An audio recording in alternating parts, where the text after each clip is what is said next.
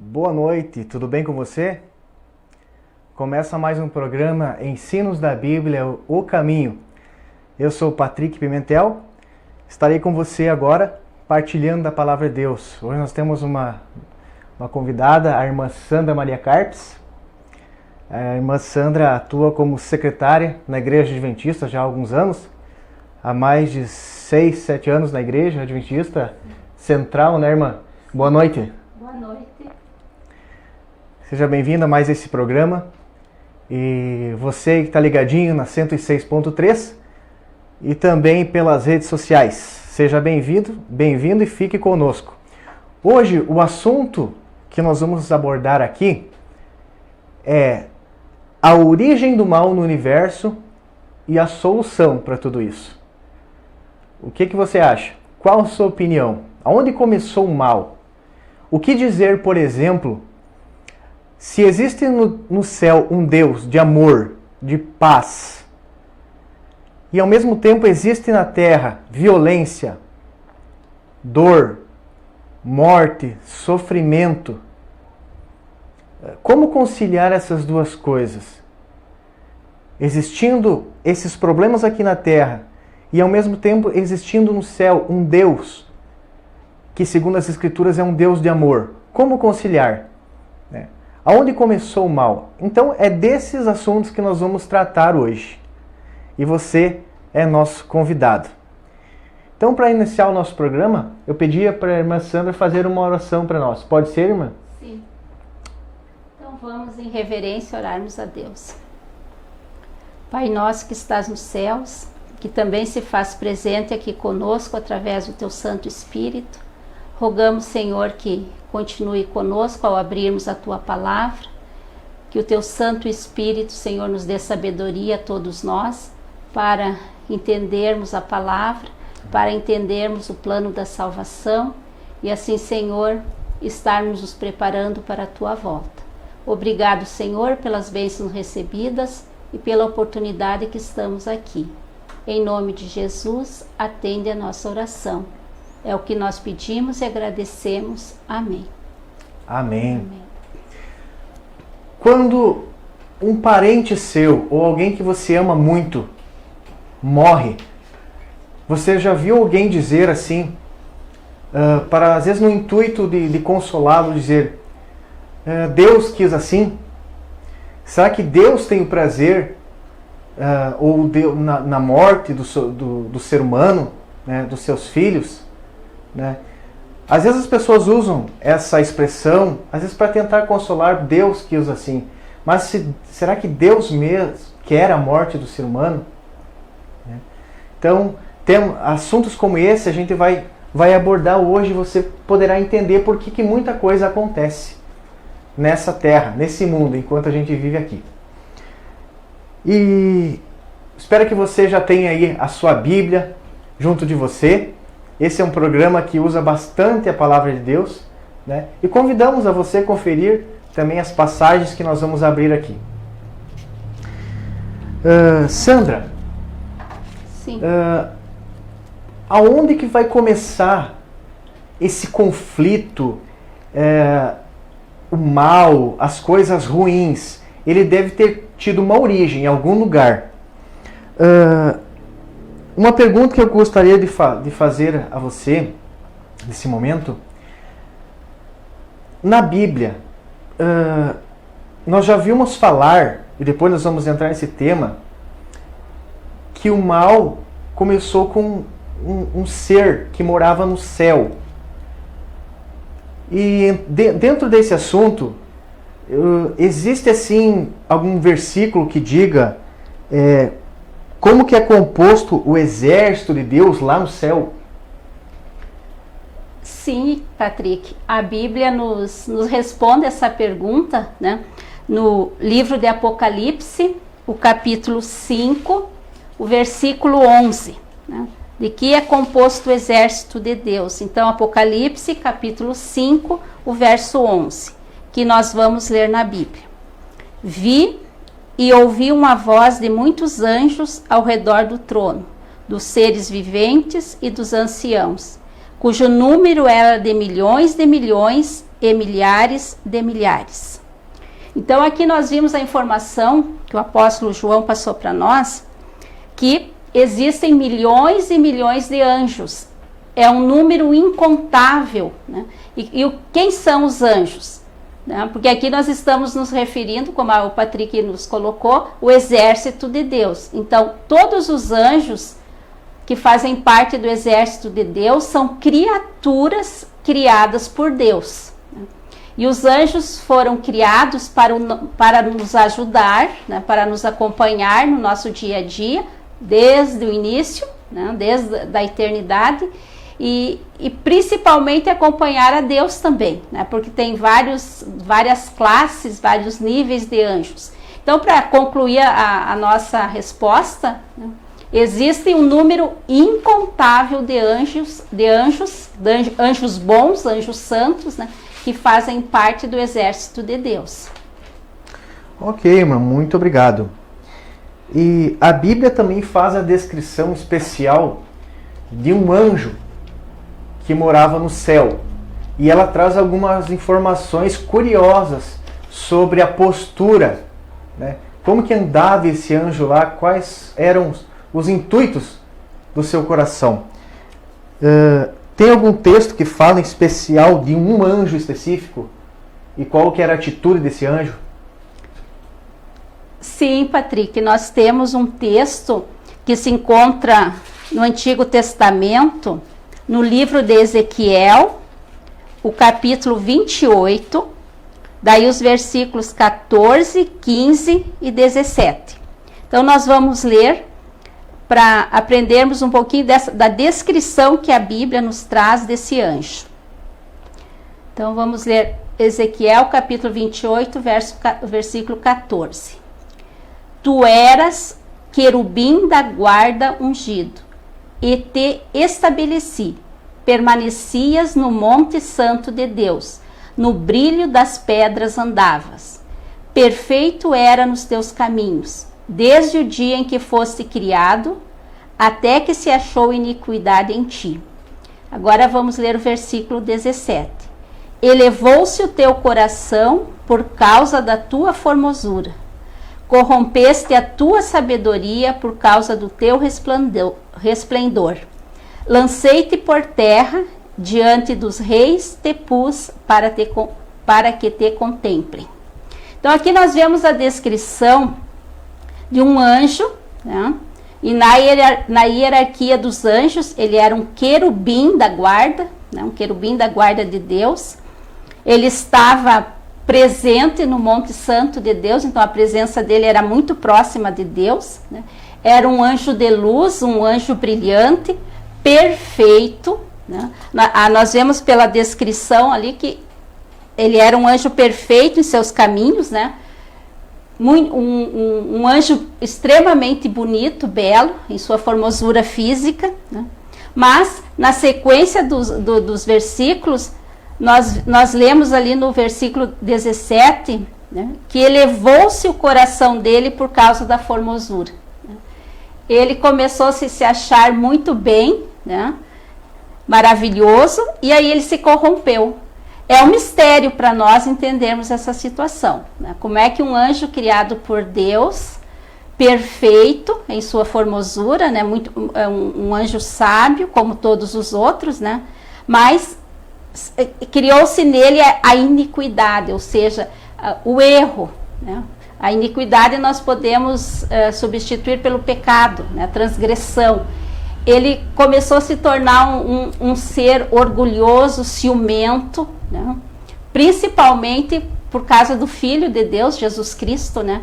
Então, na realidade, a Bíblia nos ensina que esse anjo, né, de luz, que era um anjo muito importante, ele acabou então sendo contaminado, né, pela iniquidade, por algo ruim que surgiu dentro dele mesmo.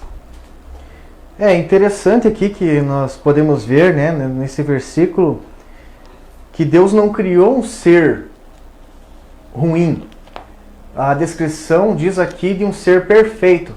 Exatamente. Claro que numa primeira instância, o contexto aqui está falando de uma profecia, né, a lamentação contra o rei de Tiro. Então os escritores bíblicos, né, por uma maneira didática, eles falavam algumas coisas de cunho momentâneo, né, ali como o rei de Tiro, mas também tinha uma dupla aplicação. Muitas vezes nós vemos isso na Bíblia, né, principalmente quando fala de profecia, né, tem coisas que estão acontecendo naquele exato momento, mas coisas se aplicam ao futuro, né? E aqui coisas que nós podemos ver aqui além do nosso plano, né? Então era uma maneira didática, né, que eles tinham de memorizar e entender certas situações. Então nós vemos aqui, como a irmã falou, esse orgulho que ele teve, né, desse ser. Que outros pecados, irmã, esse anjo cometeu, além desse texto que fala de ter todo esse orgulho, né, e se elevar o coração dele? Sim, na Bíblia, no livro de Isaías, no Antigo Testamento, no capítulo 14, nos versos 12 a 14, então está escrito assim: Como caísse do céu, ó estrela da manhã, filho da alva, como foste lançado por terra, tu que debilitavas as nações. Tu dizias no teu coração: eu subirei ao céu, acima das estrelas de Deus, exaltarei o meu trono e no monte da congregação me assentarei, nas extremidades do norte. Subirei acima das mais altas nuvens e serei semelhante ao Altíssimo.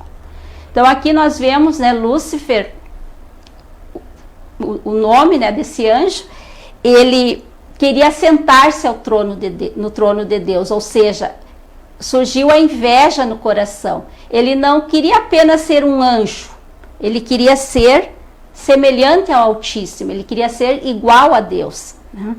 E ele queria a adoração que é devida somente a Deus. Lúcifer, que é um anjo criado por Deus, ele queria adoração para ele próprio, né? Então nós podemos dizer que Lúcifer se aproveitou da liberdade que Deus dá, porque Deus dá, como os anjos têm liberdade de escolher, né, amar a Deus, nós também temos essa oportunidade, essa escolha, e como o Patrick comentou antes, né, Deus é amor, e Ele não nos criou, Deus não criou nós robôs, ou os anjos robôs que são obrigados a obedecer e adorar e a reverenciar ao Deus, né, a Deus. Esse é o desejo de Deus, mas Ele não nos obriga a fazer isso. E diante dessa imensidão do amor de Deus, nós vemos que esse anjo, né, que tinha todas as oportunidades no céu, ele simplesmente se rebelou contra tudo isso, né, por uma questão justamente de ciúme, inveja, né, eu até diria assim, ganância de poder, né, que ele queria ser superior, superior ao Altíssimo, ao nosso Deus, né?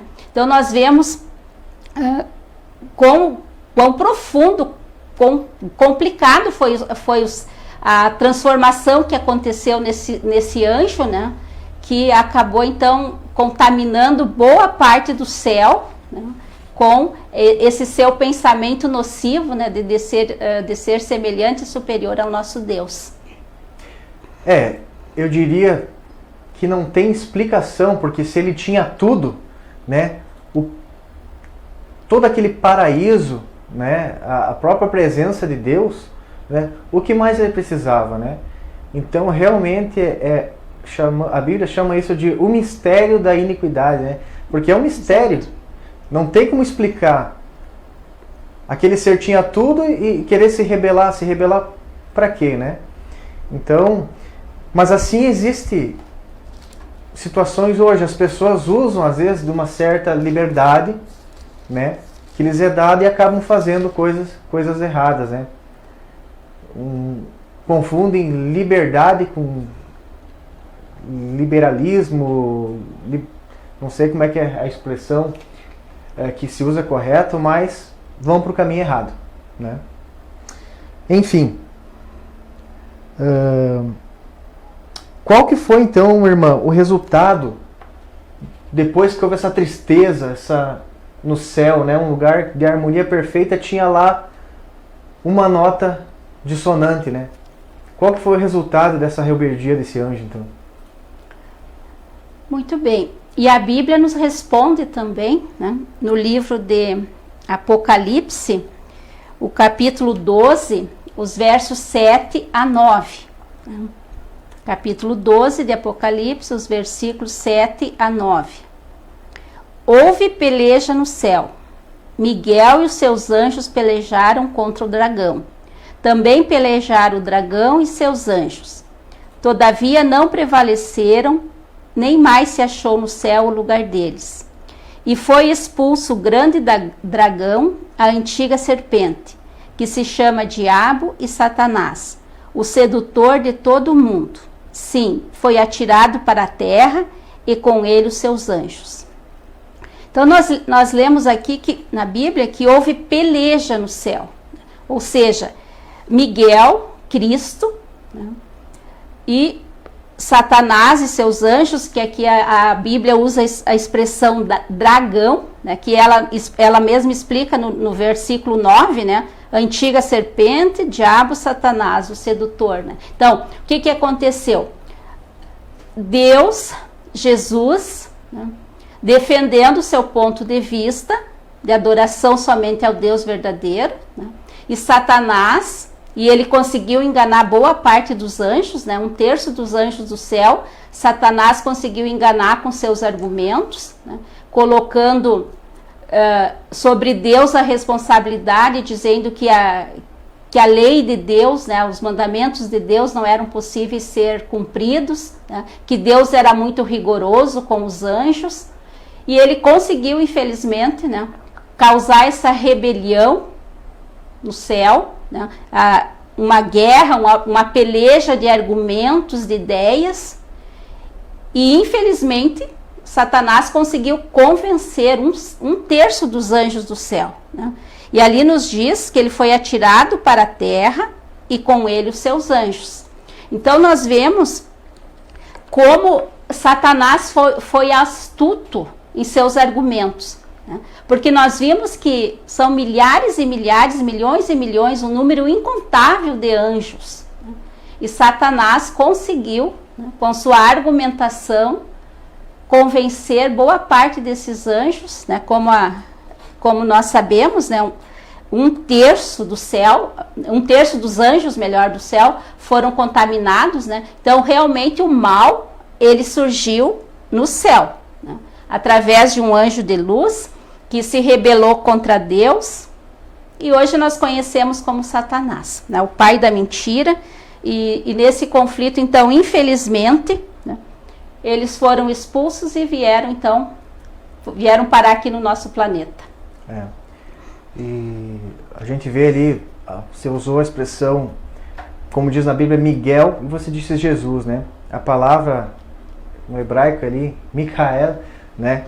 Que quer dizer, é uma pergunta, quem é como Deus? Então, quando Jesus está em conflito direto com Satanás, ele se utiliza desse codinome, né, que é um desafio, né, porque Satanás queria ser como Deus. Então, Jesus se utiliza desse nome, né, que é uma pergunta, quem é como Deus? Né? E nós sabemos que o único que é Deus, em sua plena essência, né, é Jesus Cristo. Mas uma pergunta que inquieta muitas pessoas é: mas por que diz a Bíblia aqui que esse ser que causou toda essa confusão, ele foi atirado para cá? Por que diz a Bíblia que foi atirado para a terra? Bem aqui, né, onde a gente vive e a gente agora vê várias coisas ruins acontecendo aí diariamente nesse mundo. O que a irmã pode nos esclarecer sobre isso?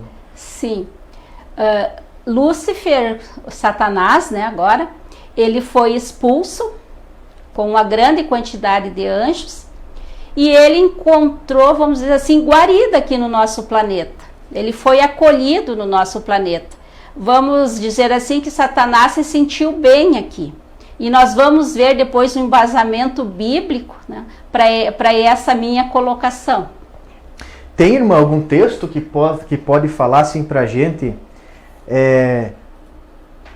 como que foi então que ele conseguiu essa entrada aqui, né? Como que ele conseguiu essa abertura para chegar justamente aqui e nos afetar? Tem algum texto bíblico que mostra, que explicita bem essa questão? Temos sim, irmão Patrick. Nós temos no primeiro livro da Bíblia, no livro de Gênesis, né? Nós temos alguns versículos, né, alguns versos. Então nós vamos ler primeiro Gênesis, o capítulo 2, os versículos 15 a 17. Né? Tomou, pois, o Senhor Deus ao homem e o colocou no jardim do Éden, para o cultivar e o guardar. E o Senhor Deus lhe deu esta ordem: de toda a árvore do jardim comerás livremente, mas da árvore do conhecimento do bem e do mal não comerás, porque no dia em que dela comeres, certamente morrerás. Agora nós vamos ler o capítulo 3 de Gênesis, os versos 1 a 5.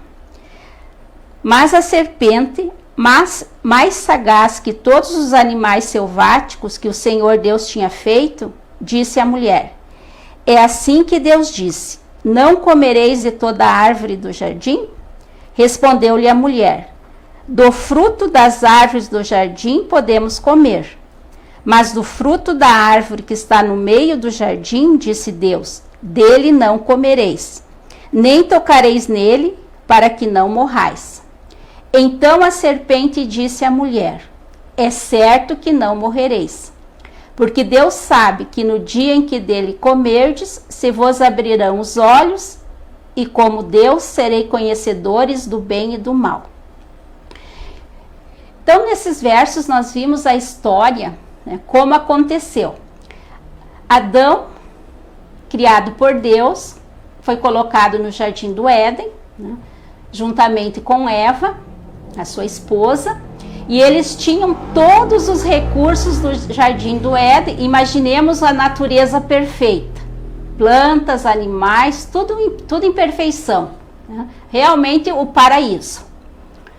E Deus colocou uma prova de obediência a Adão e Eva.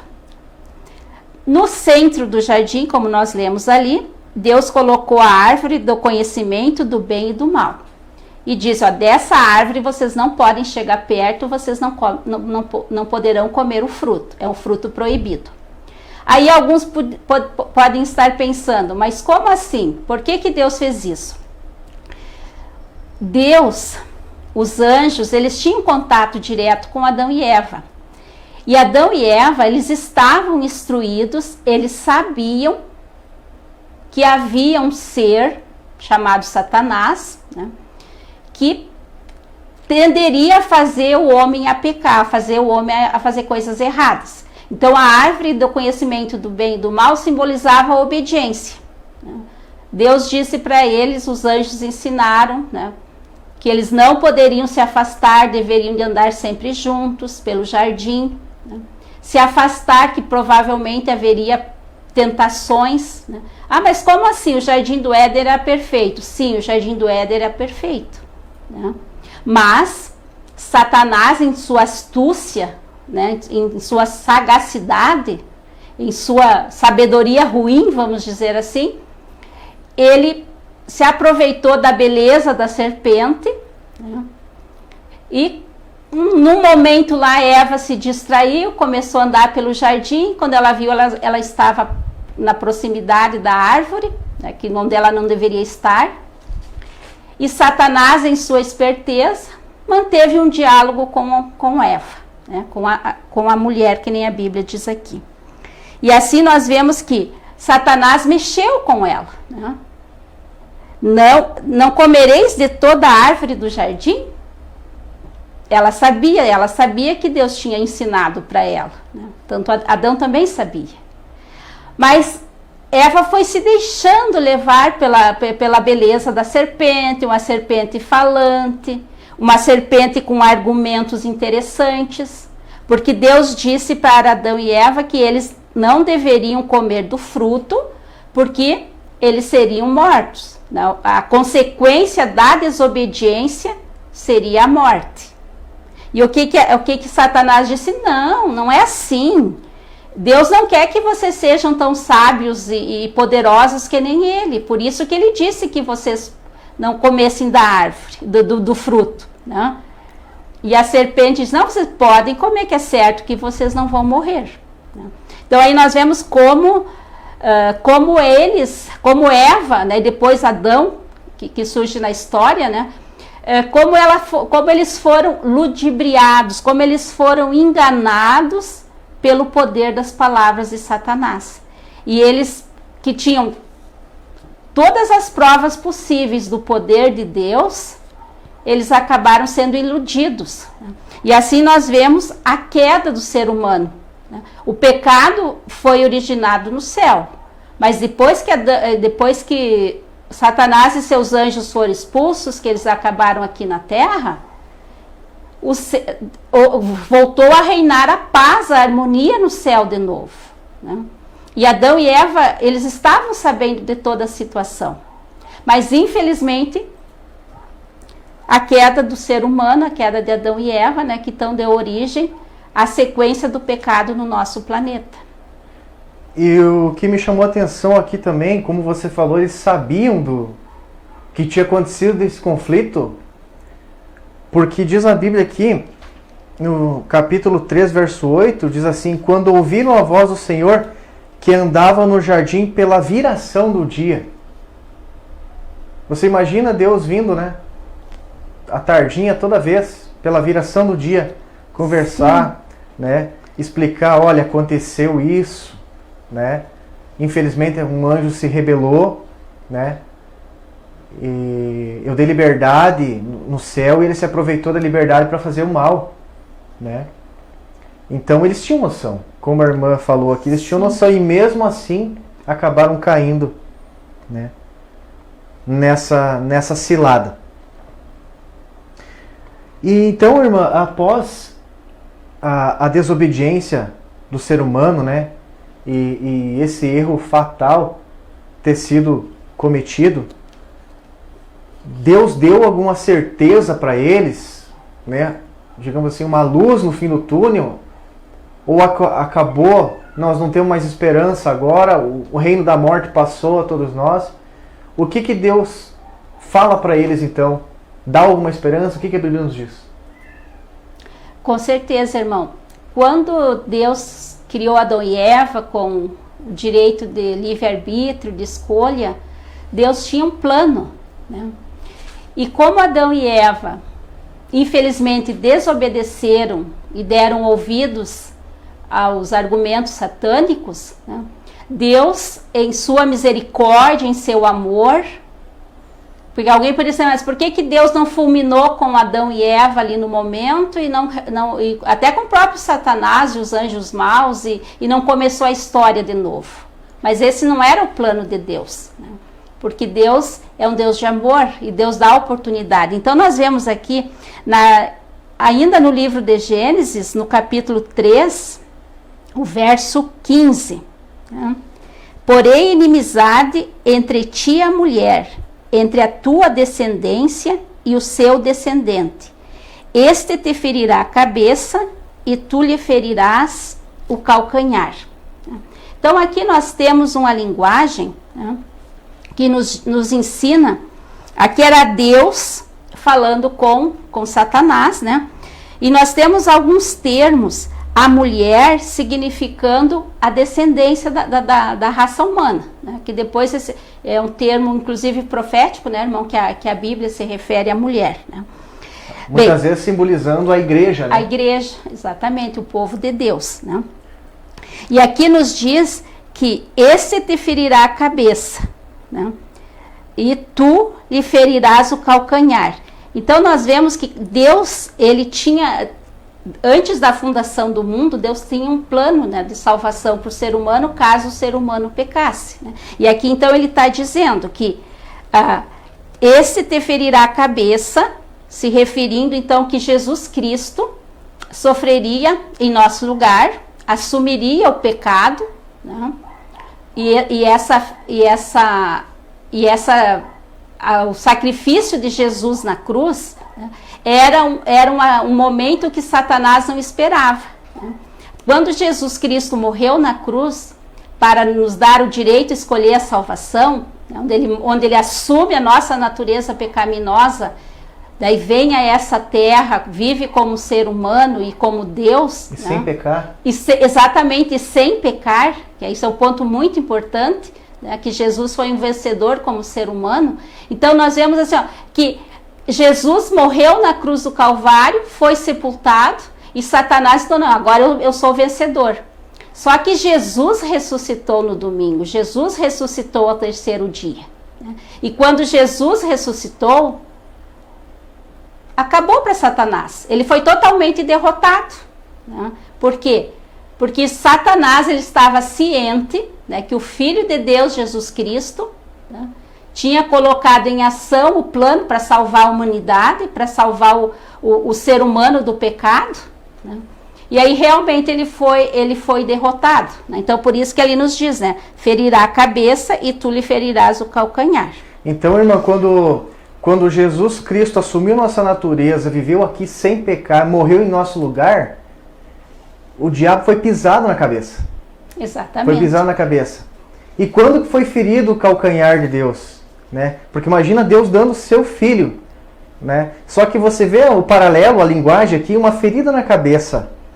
Você sabe que uma ferida na cabeça é grave. Muitas vezes é mortal. E uma ferida no calcanhar? Uma ferida no calcanhar, nós sabemos que você consegue curar muitas vezes, na maioria das vezes você consegue curar. Mas uma ferida na cabeça, aí é difícil. Então quando Cristo morre, vive uma vida sem pecado aqui, o diabo é derrotado e ferido na cabeça. Mas quando, ao mesmo tempo, Deus é ferido no seu calcanhar, mas a ferida no calcanhar, ela não é mortal. Jesus, graças a Deus, ressuscitou no terceiro dia. E assim nós temos essa esperança que também vamos ressuscitar. E agora então, essa é a esperança, essa linguagem, muitas vezes esse texto é um pouco difícil, para algumas pessoas não entendem. Mas é bem simples, é isso mesmo, né? A relação aqui entre ferida na cabeça e a ferida no calcanhar. É um diálogo de Deus com a serpente, dizendo, não, você não terá domínio sobre eles, você será pisado na cabeça. Irmã, então, dando sequência aqui ao nosso estudo, hoje nós não vemos aqui o inimigo de Deus aparecendo em forma física, né, para qualquer um, né? Mas de que forma ele tem se utilizado nos dias de hoje, né? Qual é a artimanha que ele pode nos aparecer, digamos assim, para tentar nos enganar? O que a irmã pode dizer assim com base na Bíblia em relação a isso? Sim, irmão Patrick, nós vamos usar dois textos bíblicos no Novo Testamento, né? Primeiro, então, nós vamos ler 2 Coríntios, capítulo 11, o versículo 14. E não é de admirar, porque o próprio Satanás se transforma em anjo de luz. E agora, na sequência, vamos ler 2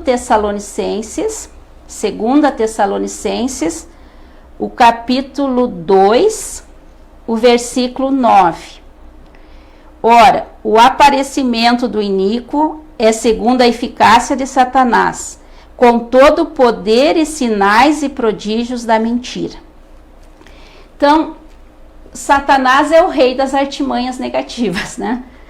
Ele continua a enganar. Ele enganou Adão e Eva no paraíso. Primeiro enganou 1/3 dos anjos no céu. E ele continua hoje, talvez não presença fisicamente, como o irmão Patrick colocou, né? Mas ele continua enganando.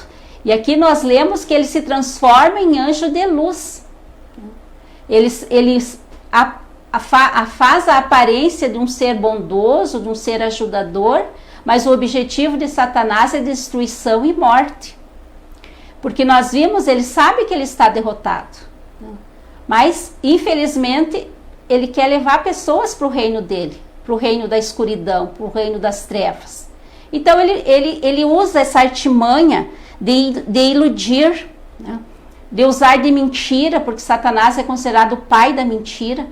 Ele quer enganar as pessoas, até em questão da própria espiritualidade da palavra de Deus, né?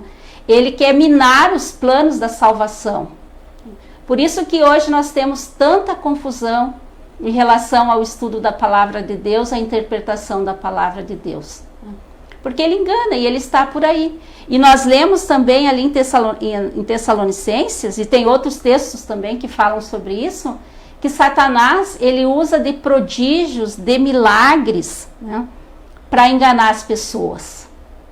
E ele ousa, né, estar sempre atento, nos rodeando, bramando como um leão feroz, né, para ver os nossos pontos fracos, para querer nos derrubar. E ele faz realmente, irmão, se nós analisarmos, Satanás faz milagres, faz prodígios, faz curas, né? E muitas vezes ele engana as pessoas, né? E ele usa o nome de Deus para fazer isso, né? Porque ele se faz um anjo de luz. Por isso que nós precisamos ter muita comunhão com Deus, né? Termos conhecimento da palavra de Deus, porque o que Satanás quer é que nós desobedecemos a Deus, né? E a obediência a Deus nós aprendemos através da palavra de Deus. Então, por que nós estamos hoje num mundo com tantas tragédias, com tanto sofrimento, com tanta dor, como o irmão Patrick iniciou o programa, né? E ele quer justamente que o ser humano pense assim, que o mal, que tudo isso que está acontecendo hoje, que é Deus que está fazendo isso, né? Mas nós sabemos e nós temos que dizer não, nosso Deus é o Deus de amor, é um Deus de paz, é um Deus de saúde, é um Deus que quer o nosso bem. Tanto é que Deus tem um plano para cada um de nós, né? Nós lemos ali em Gênesis capítulo 3, o versículo 15. Basta nós aceitarmos e estudarmos a palavra de Deus com devoção, com a ajuda do Espírito Santo, para nós não sermos enganados pelos ardis de Satanás. Entrando ainda nesse assunto, porque eu vejo assim, porque muitas pessoas usam, por exemplo, a questão dos milagres como o ponto-chave para dizer que aquela denominação religiosa, né, aquela congregação é verdadeira.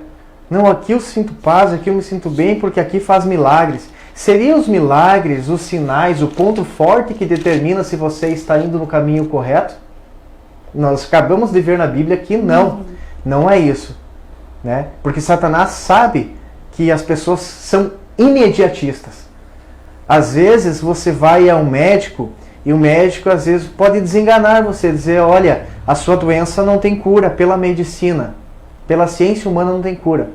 Aí de repente você vai a um lugar que diz para você, não, tem cura sim, e nós vamos fazer aqui uma oração, vamos fazer um ritual e você será curada, né?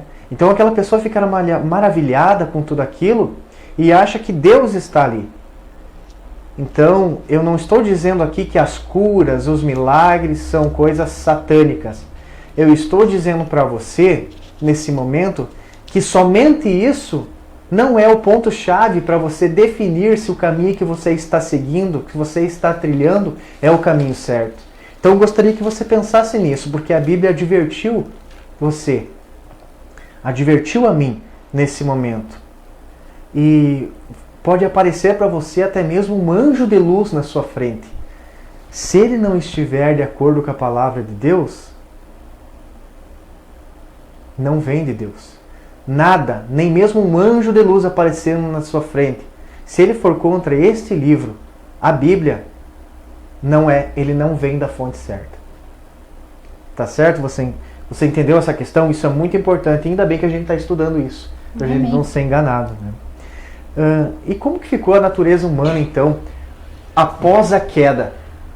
Tem na Bíblia que fala como que foi transformado radicalmente quando eles caíram? Tem algum texto na Bíblia que fala? Sim, Patrick, só em relação a esse assunto que nós estamos colocando, né, de Satanás nos enganar, tem a questão que muitas vezes Satanás atende às orações de uma pessoa. né? Então, por isso que nós temos que ser muito sábios, né? Porque muitas vezes as orações não são atendidas por Deus e sim por Satanás. De repente, alguns de vocês podem estar chocados com o que eu estou falando, né? Mas se nós analisarmos algumas situações, né, vocês vão concluir assim também. E tem essa questão que Deus faz milagres, Deus faz prodígios, sim. Mas quando for para a honra e glória de Deus. Isso. Não para a honra e glória do ser humano, né? E nós clamamos a Deus por, né? Mas Deus sabe, Deus conhece o futuro, então nós temos que ser muito sábios para não sermos enredados, né, por essas falcatruas satânicas, né, que existem. Deus opera milagres, Deus faz, né, mas o inimigo também faz. E a Bíblia nos advertiu, né, irmão? Então vamos ao nosso questionamento, né, que o irmão fez conosco. Vamos ler então Apocalipse, o capítulo 12. Aqui acho que é como ficou a natureza, né, humana depois do pecado, né? Houve alguma transformação, senão ele mudou? Tem um texto aqui que fala no Gênesis capítulo 6, verso 5, traz aqui uma menção, né? Gostaria que a irmã lesse para nós. Sim. Como que o ser humano mudou. Como é que ficou a natureza depois de ele ter caído naquela tentação, né? E nós vamos ler então capítulo 6 de Gênesis, o versículo 5, né? Viu o Senhor que a maldade do homem se havia multiplicado na terra e que era continuamente mal todo o desígnio do seu coração, né? E também nós temos Salmo, né? Salmo 51. Tem muitos versos, mas nós vamos ler o Salmo 51, o verso 5, que é um texto bem conhecido nosso também. Aqui Davi, né, falando: eu nasci na iniquidade e em pecado me concebeu minha mãe, né? Então aqui nós vemos que o pecado de Adão e Eva, né, Adão e Eva pecaram, né?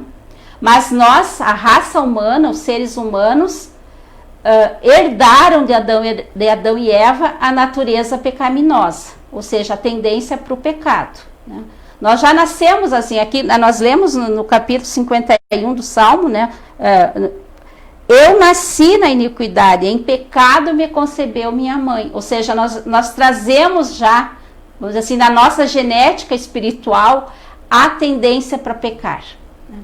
E infelizmente, né, nós pensamos, não, mas então nós estamos perdidos, não temos, se nós já nascemos em pecado, como que nós vamos nos livrar disso, né? Isso infelizmente é a consequência do pecado, né? Porque o pecado gera morte, Deus gera a vida eterna, né? Mas o pecado, a transgressão dos mandamentos, a transgressão da lei causa a morte. Então vamos ver o que a Bíblia nos ensina em relação a esse ponto agora, né, irmã Patrick?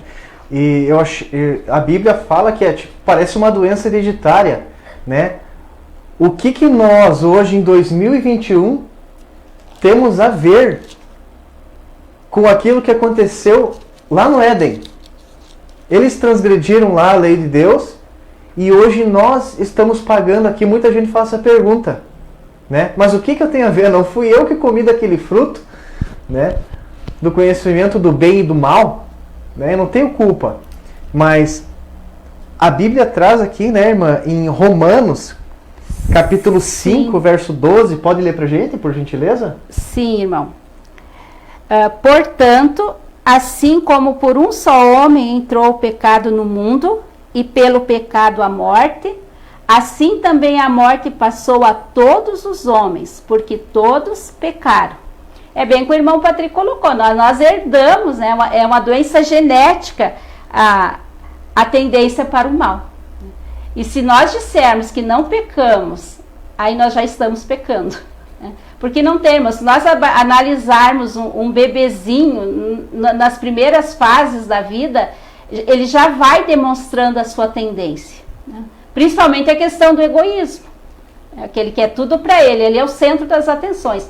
E assim, com o passar da nossa vida, vai acontecendo, né, que essa natureza pecaminosa, se nós alimentarmos ela com coisas ruins, com coisas que não nos edificam, nossa, ela vai nos levar realmente à perdição, à derrota. Agora, nós temos dentro de nós ainda a natureza de Deus, né, porque nós somos criados, nós somos criaturas de Deus. E Deus nos dá essa liberdade de escolha. Se nós queremos seguir a tendência do pecado do ser humano, ou se nós queremos a conversão, ser transformados pela palavra de Deus, né? E não nos tornarmos pessoas sem pecado, mas pessoas que estão com a bênção de Deus, com a ajuda de Deus, lutando para vencer essa tendência. E o momento do aparecimento de Jesus na história. Essa questão assim, Jesus apareceu na história, irmã, para nos salvar, só a partir dali, como filho de Maria, né, de José, que ele era carpinteiro, e Jesus nasceu lá como um nenezinho normal, como nós. É a partir dali que Jesus entra na história. Jesus já existia antes. O que a Bíblia traz de textos para nos ajudar nesse assunto? Sim, irmão. Nós temos vários textos na Bíblia, né, que falam da eternidade de Jesus Cristo, né, da divindade. Nós vamos ler dois. Primeiro Pedro, primeira epístola de Pedro, capítulo 1. Nós vamos ler os versículos 19 e 20. Mas pelo precioso sangue, como de cordeiro, sem defeito e sem mácula, o sangue de Cristo, conhecido com efeito antes da fundação do mundo, porém manifestado nos fins dos tempos, por amor de vós. Então aqui nós lemos que Jesus sempre existiu e sempre vai existir, porque ele é eterno, ele é onisciente, onipresente, onipotente. Então nós vemos aqui que antes da fundação do mundo, que nós não sabemos em que momento foi, Deus já existia, Deus Pai, Deus Filho e Deus Espírito Santo, né? E depois nós temos Apocalipse capítulo 13, o versículo 8, que confirma, né, mais uma vez que nós estamos falando: e adorá-lo-ão todos os que habitam sobre a terra, aqueles cujos nomes não foram escritos no livro da vida do Cordeiro, que foi morto desde a fundação do mundo.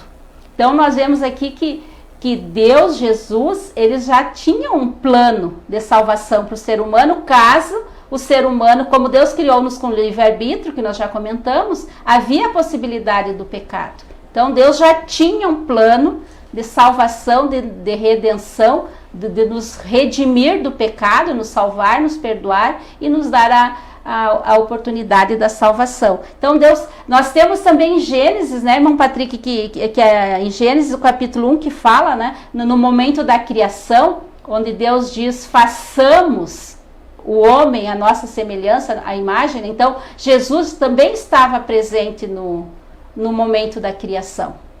E assim nós temos vários textos, né, que nos remetem a entender que a Bíblia é clara, né, que Jesus, claro, teve um momento especial na plenitude do tempo, né, quando Jesus encarnou, nasceu de mulher como ser humano, né, que foi um momento específico, né, um momento profético que se cumpriu.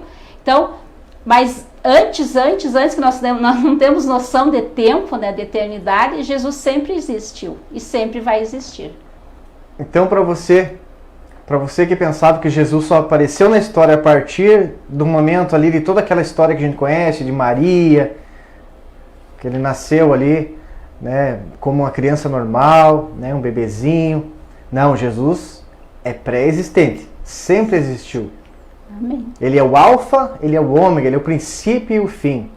Teve um momento até que ele fala para alguns judeus que o questionaram, né, que ele diz que ele era antes de Abraão, eu sou. Ele diz assim, e eu sou é uma expressão que Deus usa, né, para denominar-se na Bíblia, né? O grande eu sou, né? E Jesus usou essa expressão também, dizendo que ele se chamava também eu sou, né?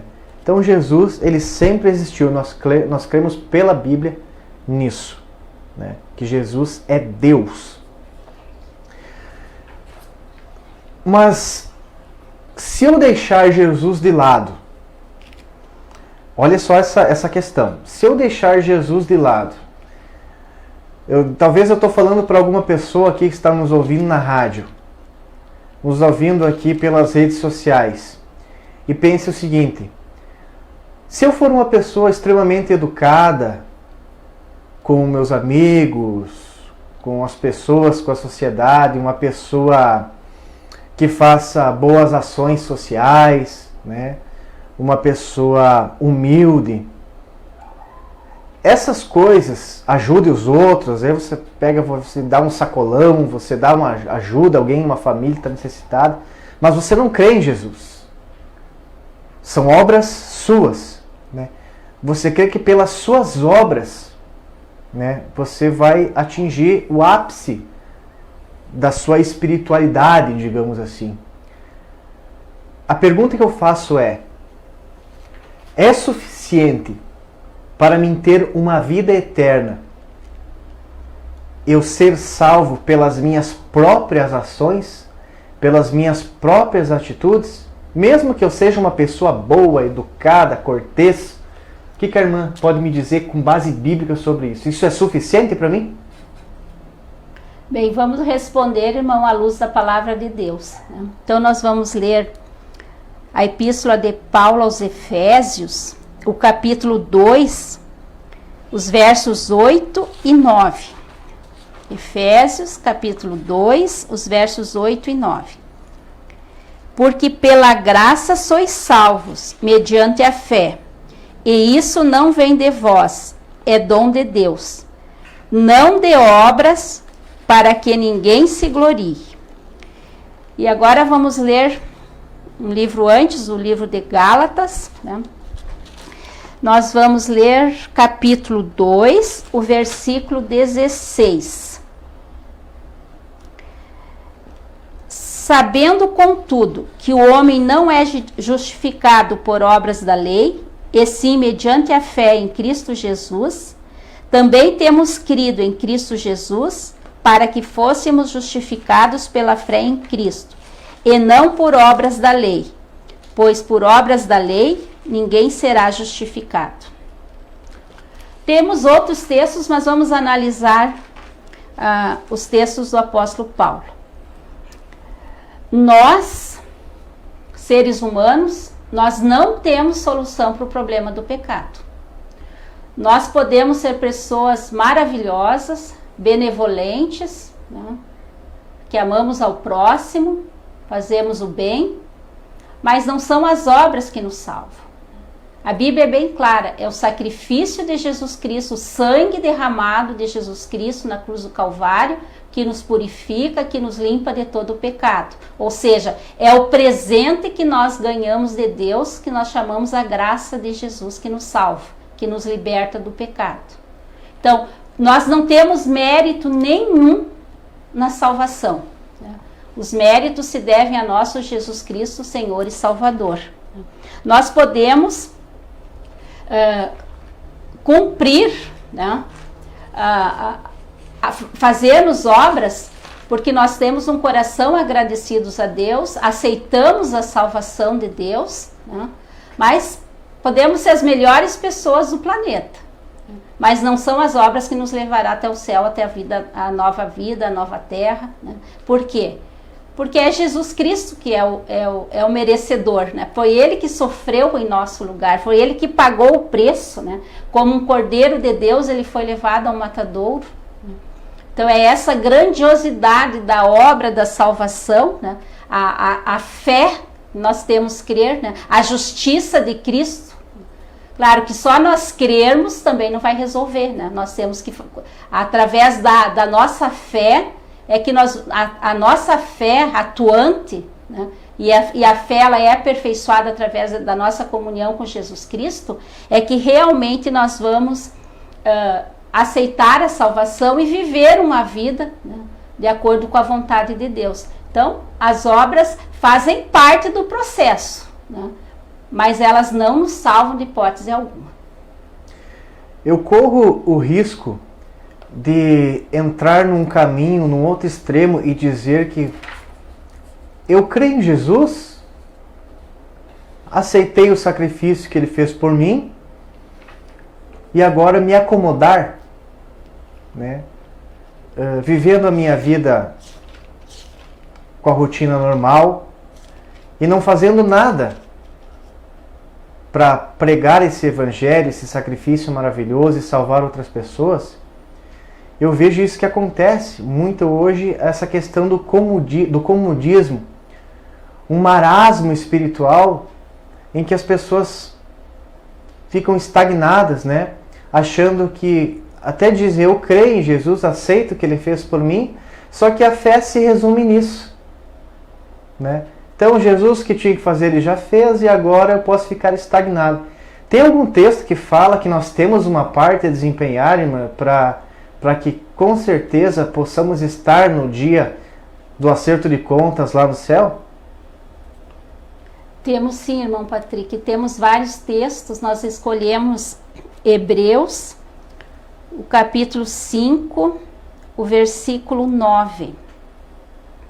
E tendo sido aperfeiçoado, tornou-se o autor da salvação eterna para todos os que lhe obedecem.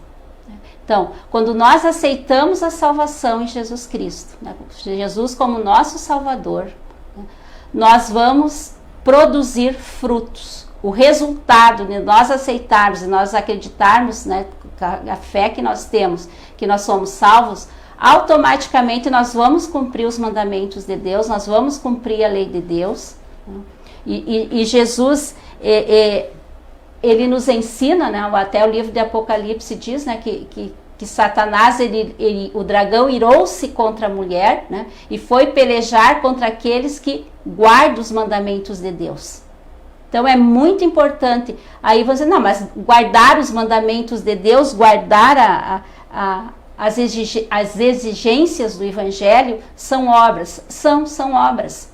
Mas não são as obras que nos salvam. As obras são consequência da nossa fé crescente em Jesus Cristo. Então nós vamos, Jesus Cristo disse, né, que pelos frutos os conhecereis. Então pelas nossas obras, né, e aí nós distinguimos o verdadeiro evangelho do falso evangelho, o verdadeiro cristão do falso cristão, é justamente pelas nossas obras, como consequência da nossa fé, da nossa crença no evangelho. Porque até Satanás crê, né? Ele crê da maneira dele. Então, nós precisamos crer no evangelho verdadeiro e frutificar, e termos boas obras, né? Aí sim as obras se tornam importantes no sentido de resultado, né? Até o apóstolo Tiago diz, né, irmão Patrick, que a nossa fé sem obras é morta, né? Ou seja, a fé está associada à ação, ao amor prático, né? E sempre, em primeiro lugar, amar a Deus acima de todas as coisas, né? E esse amar a Deus inclui a obediência aos mandamentos de Deus, né? E amar ao nosso próximo como a nós mesmos. Então, além de uma aceitação intelectual do sacrifício de Cristo, nós precisamos de uma aceitação prática, né? Isso vai florescer. Não adianta eu dizer que eu amo a minha esposa, que eu amo meu pai ou minha mãe, os meus amigos, se eu não demonstro isso em obras práticas, né? Então, é isso que vai revelar. Mas a palavra-chave é a consequência de aceitar Jesus é que promovem as obras. Essa é a palavra-chave. Amém. Então, finalizamos o estudo de hoje. Eu quero agradecer a você que esteve conosco até agora, aí pela Rádio 106.13, também pelas redes sociais. Esse foi um programa da Igreja Adventista do Sétimo Dia, e você está convidado a estar conosco na quinta-feira que vem, novamente aqui, com mais um ensino da Bíblia precioso para a sua vida espiritual. Eu convido a você a estar conosco. Uma boa noite a todos e até quinta-feira que vem. Um grande abraço.